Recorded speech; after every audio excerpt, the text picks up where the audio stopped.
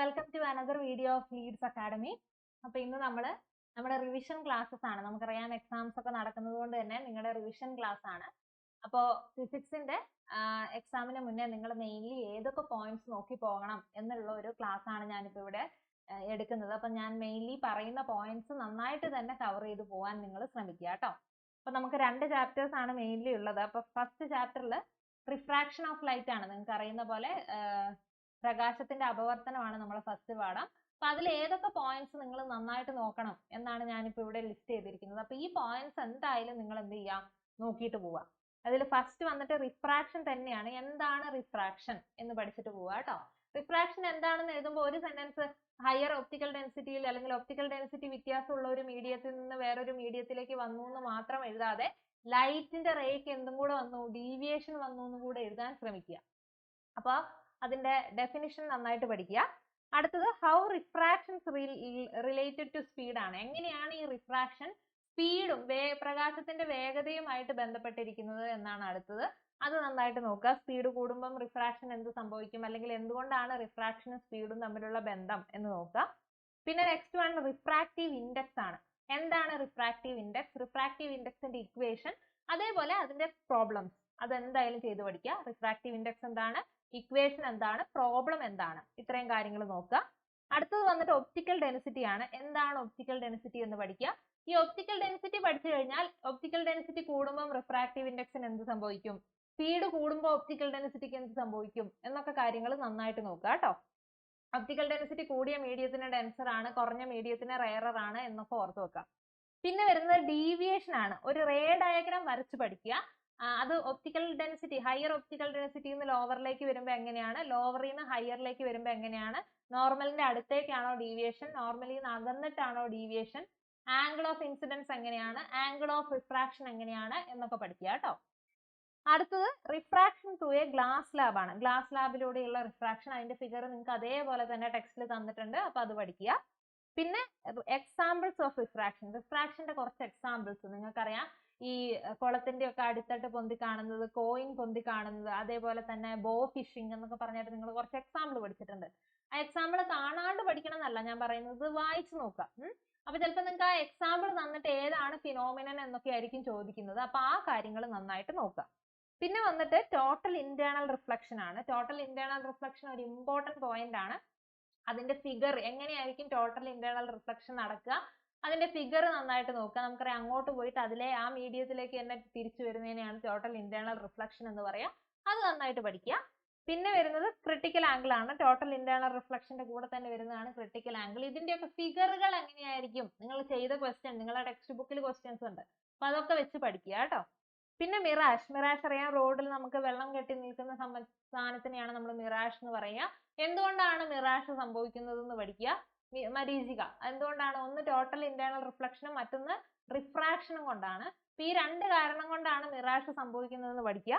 പിന്നെ twinkling of stars, atmospheric refraction കൊണ്ടാണ് നക്ഷത്രങ്ങൾ മിന്നിത്തിളങ്ങുന്നത്, അതുപോലെ സണ്ണിനെ ഹൊറൈസന്റെ മുകളിൽ കാണുന്നത് എന്നൊക്കെ പഠിക്കാനുണ്ട് നിങ്ങൾക്ക്. അപ്പൊ അറ്റ്മോസ്ഫിയറിക് റിഫ്രാക്ഷൻ എങ്ങനെയാണ് സംഭവിക്കുന്നത്, നക്ഷത്രങ്ങൾ എങ്ങനെയാണ് ട്വിങ്കിൾ ചെയ്യുന്നത്, എന്തുകൊണ്ടാണ് നക്ഷത്രത്തിനെ പോയിന്റ് സോഴ്സസ് ആയിട്ട് കണക്കാക്കുന്നത്, വളരെ ദൂരെ ആയതുകൊണ്ടാണ് എന്നുള്ള കാര്യങ്ങളൊക്കെ ഒന്ന് നോട്ട് ചെയ്ത് പോവാം. പിന്നെ വന്നിട്ട് പഠിക്കാനുള്ളത് application of internal total internal reflection ആണ്. അതിൽ നിങ്ങൾക്ക് പെരിസ്കോപ്പ്, അതേപോലെ റിഫ്ലക്ടർ, അതേപോലെ നിങ്ങൾക്ക് മെയിൻ ആയിട്ട് പഠിക്കേണ്ട ഒരു സാധനമാണ് ഒപ്റ്റിക്കൽ ഫൈബർ. ഈ ഒപ്റ്റിക്കൽ ഫൈബറിന്റെ ഉള്ളിൽ നടക്കുന്ന പ്രോസസ് എങ്ങനെയാണെന്ന് പഠിക്കുക. അതേപോലെ തന്നെ അതിന്റെ ആപ്ലിക്കേഷൻസ് പഠിക്കുക, എന്തിലൊക്കെ ഉപയോഗിക്കുന്നു. ഇനി ടെലികമ്മ്യൂണിക്കേഷനിലും മെഡിക്കൽ ഫീൽഡിലുമാണ് അത് ഉപയോഗിക്കുന്നതെങ്കിൽ എന്തുകൊണ്ടാണ് അത് ടെലികമ്മ്യൂണിക്കേഷനിൽ ഉപയോഗിക്കുന്നത്, കാരണം നമുക്ക് ഒരുപാട് സിഗ്നൽസ് ഒറ്റ സമയത്ത് വിടാൻ പറ്റും, അതേപോലെ തന്നെ ലൈറ്റിന്റെ വേഗതയിൽ ഇത് സഞ്ചരിക്കും. ഈ കാരണങ്ങളൊക്കെ പഠിക്കുക. അപ്പൊ കാരണങ്ങൾക്ക് ഇമ്പോർട്ടൻസ് കൊടുത്ത് പഠിക്കുക കേട്ടോ. പിന്നെ വന്നിട്ട് ഉള്ളത് difference between plane mirror reflection and total internal reflection ആണ്. നിങ്ങൾക്ക് ബോക്സ് ആയിട്ട് തന്നെയുണ്ട്, അതിൽ പോയിന്റ്സും ഉണ്ട്. അപ്പൊ ആ ബോക്സ് നന്നായിട്ട് പഠിക്കുക. പ്ലെയിൻ മിറർ റിഫ്ലക്ഷനും ടോട്ടൽ ഇന്റേണൽ റിഫ്ലക്ഷനും തമ്മിലുള്ള വ്യത്യാസം നന്നായിട്ട് നോക്കി പഠിക്കുക. അപ്പൊ അത്രയാണ് നമ്മുടെ ഫസ്റ്റ് ചാപ്റ്ററിൽ മെയിൻലി ഉള്ളത്. നിങ്ങൾ ഈ ഫിഗറുകളൊക്കെ നന്നായിട്ട് നോക്കണം കേട്ടോ. ആംഗിൾ ഓഫ് ഇൻസിഡൻസ് എങ്ങനെയാണ്, ആംഗിൾ ഓഫ് റിഫ്രാക്ഷൻ എങ്ങനെയാണ്, അതേപോലെ ക്രിട്ടിക്കൽ ആംഗിൾ എങ്ങനെ കണ്ടുപിടിക്കാം, അതേപോലെ ഫിഗർ തന്നു കഴിഞ്ഞാൽ ടോട്ടൽ ഇന്റേണൽ റിഫ്ലക്ഷന്റെ ഫിഗർ ഏതാണെന്ന് കണ്ടുപിടിക്കുന്നത് എങ്ങനെയാണ് എന്നൊക്കെ നോക്കുക. പിന്നെ വരുന്നത് രണ്ടാമത്തെ ചാപ്റ്റർ ആണ് ഇക്വേഷൻസ് ഓഫ് മോഷൻ. അപ്പൊ അതില് ഡിസ്റ്റൻസ് ആൻഡ് ഡിസ്പ്ലേസ്മെന്റ് ആണ് ആദ്യം നിങ്ങൾക്ക് പഠിക്കാനുള്ളത്. എന്താണ് ഡിസ്റ്റൻസ്, എന്താണ് ഡിസ്പ്ലേസ്മെന്റ് എന്ന് പഠിക്കുക. അതേപോലെ ഡിസ്പ്ലേസ്മെന്റിന്റെ ഇക്വേഷൻ പഠിക്കുക, യൂണിറ്റ്സ് പഠിക്കുക കേട്ടോ. യൂണിറ്റ്സ് വിട്ടു പോകരുത്, ഇതിന്റെ ഒക്കെ യൂണിറ്റ് നിങ്ങൾ പഠിക്കണം. ഡിസ്റ്റൻസ് എന്താണ്, ഡിസ്പ്ലേസ്മെന്റ് എന്താണ്. അടുത്ത വന്നിട്ട് സ്കാലാർ ആൻഡ് വെക്ടർ ക്വാണ്ടിറ്റീസ്. എന്താണ് സ്കാലാർ ക്വാണ്ടിറ്റി, എന്താണ് വെക്ടർ ക്വാണ്ടിറ്റി. പിന്നെ വെലോസിറ്റി ആണ്. വെലോസിറ്റി എന്താണെന്ന് പഠിക്കുക, പ്രവേഗം എന്താണെന്ന് പഠിക്കുക, അതിന്റെ ഇക്വേഷൻ പഠിക്കുക, യൂണിറ്റ് പഠിക്കുക. രണ്ട് തരത്തിലുള്ള പ്രവേഗം ഉണ്ട്, uniform and non uniform velocity. അതും അതിന്റെ എക്സാമ്പിൾസും പഠിക്കുക. യൂണിഫോം വെലോസിറ്റിന്റെ എക്സാമ്പിൾ, നോൺ യൂണിഫോം വെലോസിറ്റിന്റെ എക്സാമ്പിൾ. അടുത്തത് വന്നിട്ട് ആക്സിലറേഷൻ ആണ്, അല്ലെങ്കിൽ ത്വരണം. അപ്പൊ ഈ ആക്സിലറേഷന്റെയും നിങ്ങൾ എക്സാമ്പിൾസ് പഠിക്കുക. അത് എന്താണെന്ന് പഠിക്കുക, ഇക്വേഷൻ പഠിക്കുക, യൂണിറ്റ് പഠിക്കുക, അതിന്റെ എക്സാമ്പിൾസ് പഠിക്കുക കേട്ടോ. പ്രോബ്ലംസ് ചെയ്ത് പഠിക്കുക ആക്സിലറേഷന്റെ. അതും uniform and non uniform acceleration ഉണ്ട്, അതിന്റെയും എക്സാമ്പിൾസ് പഠിക്കുക. എന്താണ് യൂണിഫോം, എന്താണ് നോൺ യൂണിഫോം എന്ന് പഠിക്കുക. പിന്നെ റിട്ടാർഡേഷൻ ആണ്, നെഗറ്റീവ് ആക്സിലറേഷൻ. ആക്സിലറേഷൻ നിങ്ങൾ ഒരു പ്രോബ്ലം ചെയ്ത് ആക്സിലറേഷൻ ഇപ്പൊ നിങ്ങൾക്ക് 5 ആണ് കിട്ടിയെന്ന് വിചാരിക്കുക, അതിന്റെ നെഗറ്റീവ് 5 എന്നുള്ളതാണ് റിട്ടാർഡേഷൻ. അപ്പൊ നെഗറ്റീവ് ആക്സിലറേഷൻ അല്ലെങ്കിൽ റിട്ടാർഡേഷൻ, മന്ദീകരണം പഠിക്കുക കേട്ടോ. എന്താണത് എന്ന് പഠിക്കുക.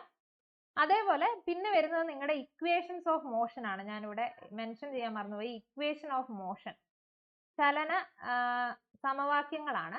3 നിങ്ങൾക്ക് പഠിക്കാനുണ്ടായിരുന്നു അല്ലെ. ഏതൊക്കെയാ?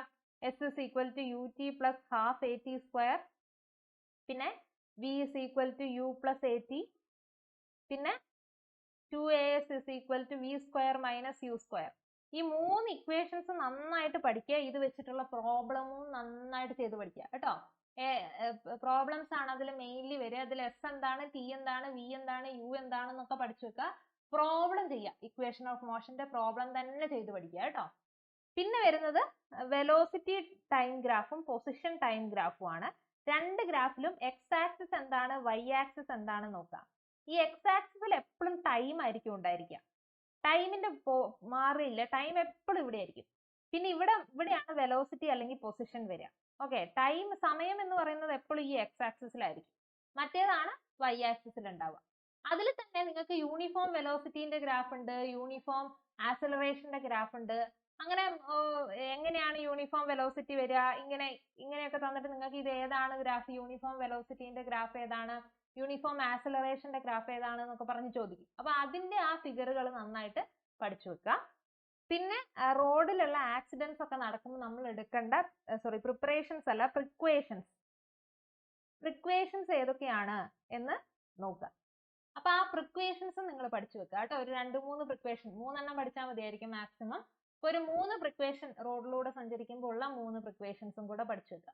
അപ്പൊ ഇത്രയും കാര്യങ്ങളാണ് നിങ്ങൾക്ക് ആ രണ്ടാമത്തെ ചാപ്റ്ററിൽ മെയിൻലി ഫോക്കസ് ചെയ്യേണ്ടത്. എല്ലാത്തിന്റെയും ഇക്വേഷൻസും അതിന്റെ ഡെഫിനിഷനും അതേപോലെ പ്രോബ്ലമും രണ്ടാമത്തെ ചാപ്റ്ററിൽ നിങ്ങൾ ഫോക്കസ് ചെയ്ത് പഠിക്കുക കേട്ടോ. എന്നിട്ട് പിന്നെ എക്സാമ്പിൾസ് കുറച്ച് പഠിച്ചു വെക്കുക. പിന്നെ ഞാൻ ഈ പറഞ്ഞ പോലെ 2 ഗ്രാഫുകൾ, ഗ്രാഫിന്റെ ഷേപ്പുകൾ എങ്ങനെയാണെന്ന് നോക്കുക, എങ്ങനെ വരുമ്പോഴാണ് യൂണിഫോം വെലോസിറ്റി, യൂണിഫോം ആക്സിലറേഷൻ എന്നുള്ളതൊക്കെ നോക്കുക. അപ്പൊ അത്രയും കൂടെ പഠിച്ചാൽ നിങ്ങളുടെ രണ്ടാമത്തെ ചാപ്റ്ററും കഴിയും. അപ്പൊ ഈ 2 ചാപ്റ്റർ നന്നായിട്ട് നിങ്ങളൊന്ന് പഠിച്ചു കഴിഞ്ഞാൽ തന്നെ നിങ്ങൾക്ക് നല്ലൊരു സ്കോർ നിങ്ങളുടെ എക്സാമിന് എന്ത് ചെയ്യാം, വാങ്ങാം. അപ്പൊ നിങ്ങൾ ഈ പറഞ്ഞ പോയിന്റ്സ് ഒക്കെ ഒന്നുപോലും വിടാണ്ട് നന്നായിട്ട് തന്നെ പഠിക്കാൻ ശ്രമിക്കുക. അപ്പൊ നന്നായിട്ട് തന്നെ എല്ലാവർക്കും എക്സാം എഴുതാൻ പറ്റട്ടെ എന്ന് ഞാൻ വിചാരിക്കുന്നു. അപ്പോൾ ഓൾ ദ ബെസ്റ്റ്. എല്ലാവരും നന്നായിട്ട് എക്സാം എഴുതുക കേട്ടോ. അപ്പോൾ താങ്ക് യു.